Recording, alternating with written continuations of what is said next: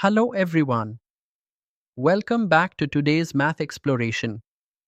Have you ever stood on a straight road stretching so far that you can't see where it ends? That's exactly how a line in geometry is, endless in both directions. In mathematics, a line is defined as a straight path that extends infinitely with no endpoints.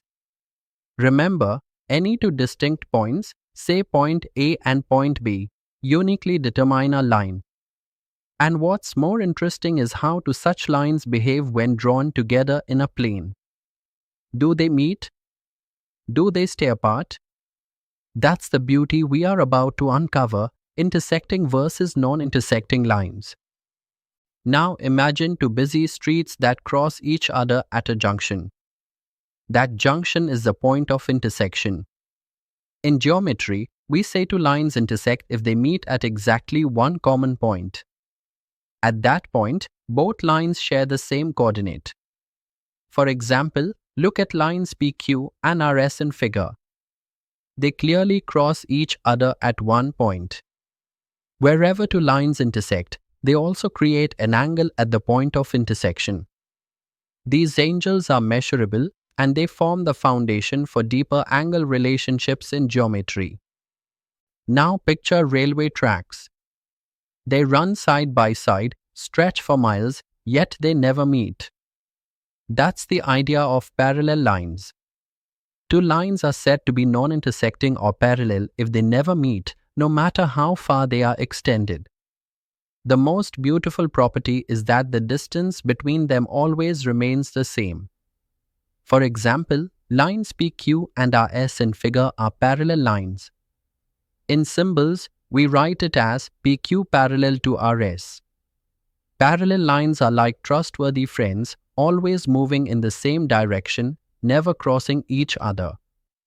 Let's go a step deeper. How do we actually measure the separation between two parallel lines?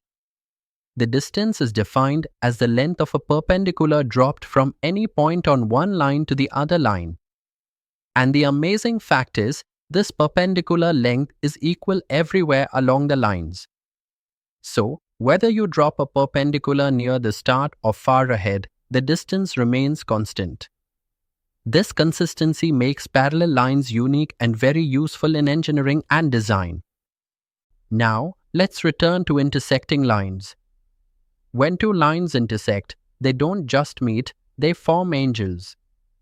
At the point of intersection, we get pairs of vertically opposite angles, and here's a golden rule: vertically opposite angles are always equal.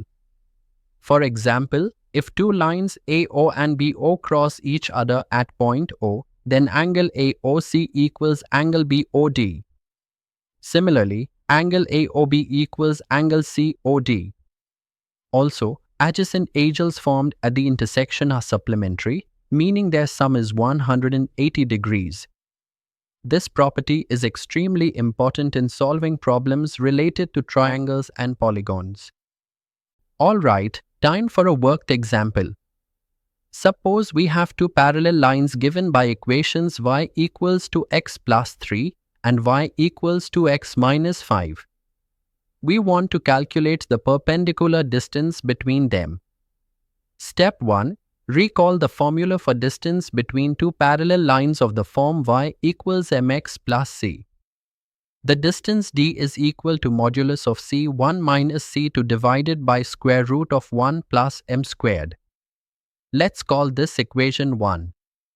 Step 2. Here, slope m is 2, c1 is 3, and c2 is negative 5. Substitute in equation 1. So, d equals modulus of bracket 3 minus bracket negative 5 bracket close divided by square root of 1 plus 2 squared.